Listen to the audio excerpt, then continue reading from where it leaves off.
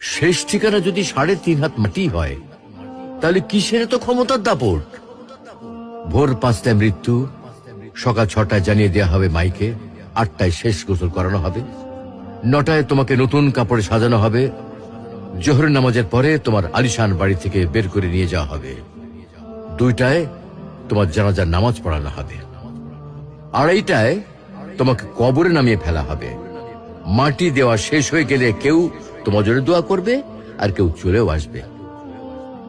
এই তো জীবনের শেষ আয়োজন। তো কিসের তো অহংকার, কিসের তো ক্ষমতার দাপট? হ্যাঁ, ক্ষমতা কারোর জন্য চিরস্থায়ী নয়। অন্যায় ভাবে কাউকে ঠকালে একদিন ঠিক নিজেকেও ঠকতে হবে, এটাই নিয়ম। হ্যাঁ, এটাই নিয়ম।